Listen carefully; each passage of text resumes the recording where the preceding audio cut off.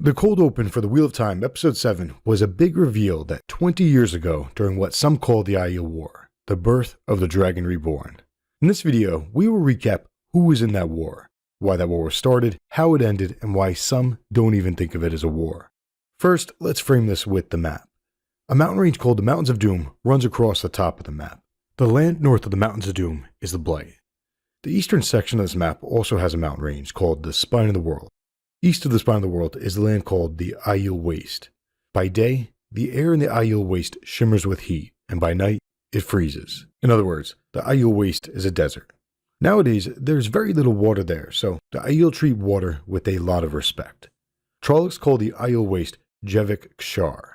In the human tongue, that translates to the dying ground. In other words, even Trollocs rarely enter the waste since it is such a hard land.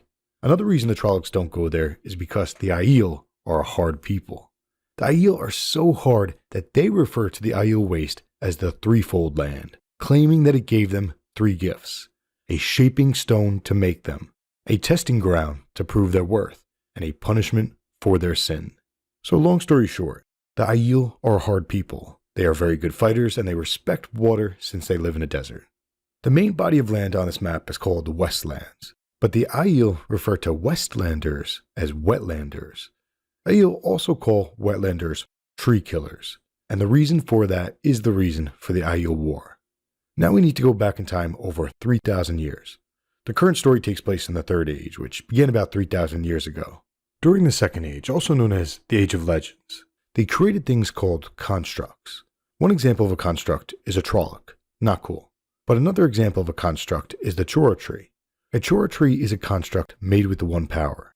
It has large, green, trefoil-shaped leaves, which emit an aura of peace and well-being.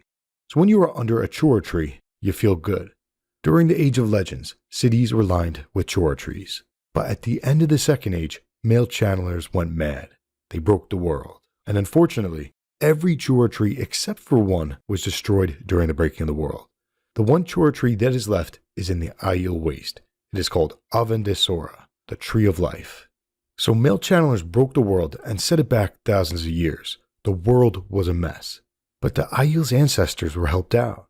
According to legend, only one group of people did not attack the Aiel's ancestors.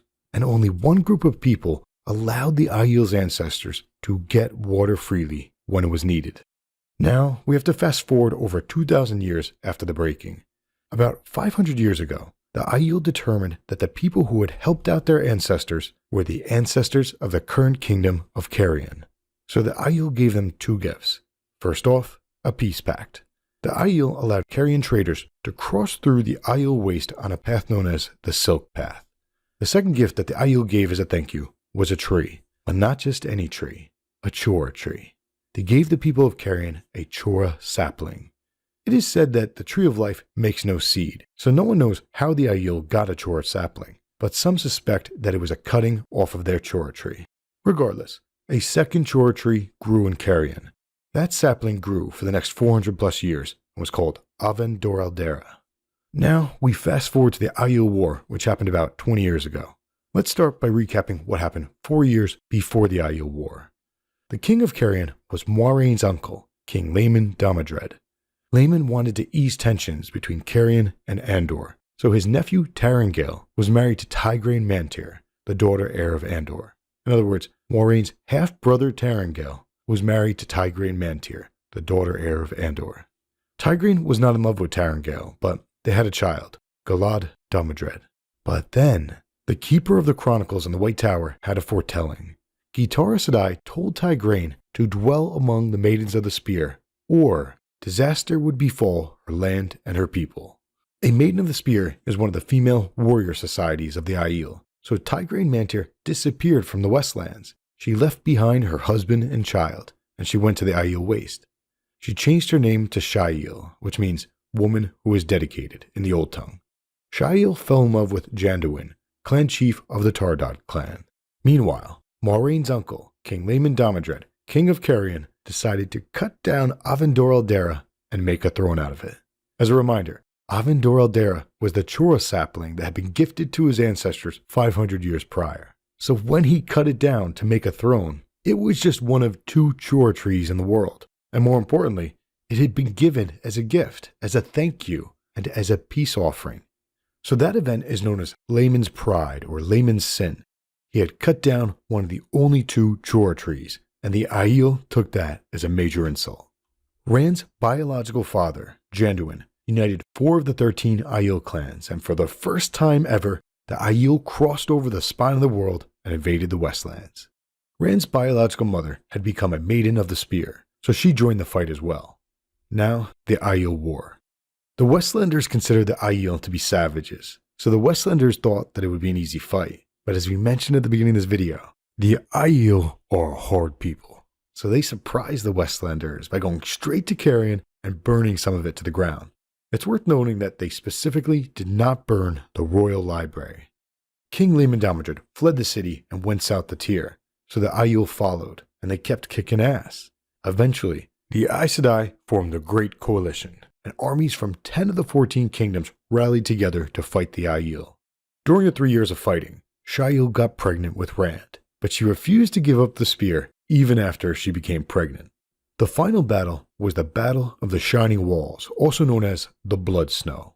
This battle took place over 3 days outside of Tar Valon at the base of Dragon Mount.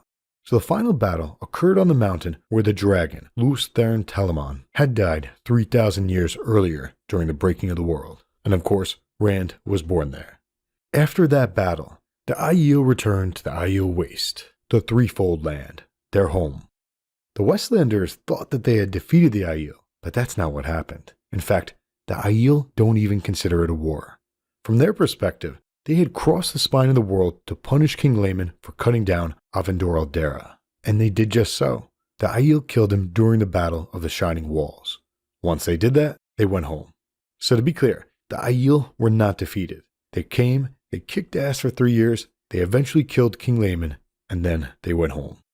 Over time, Westlander leaders, generals, and Aes Sedai came to find out the truth, but it's an embarrassing truth. So they never told their people what really happened. And because of that, many Westlanders think of Aiel as evil. Some even think that the Aiel are dark friends.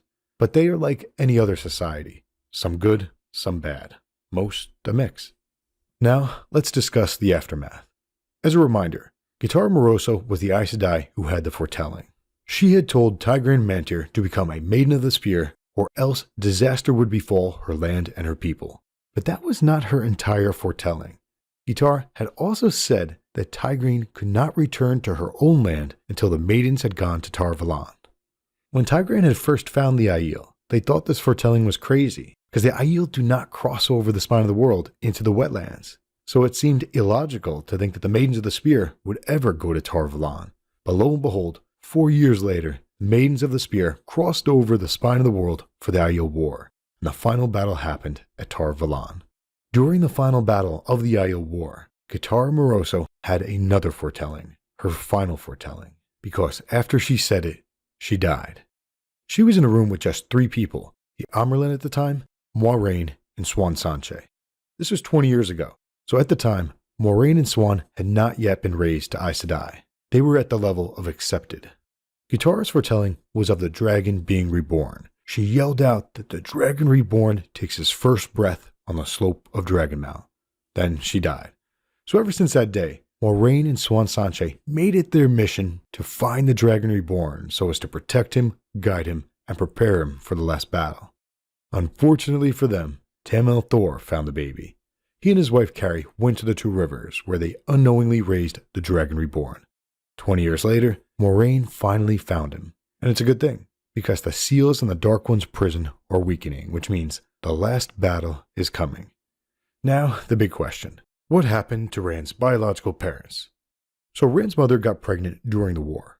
By the laws, she should have returned to the Threefold Land. A maiden is forbidden to carry the spear while she carries a child. But Janduin could forbid her nothing.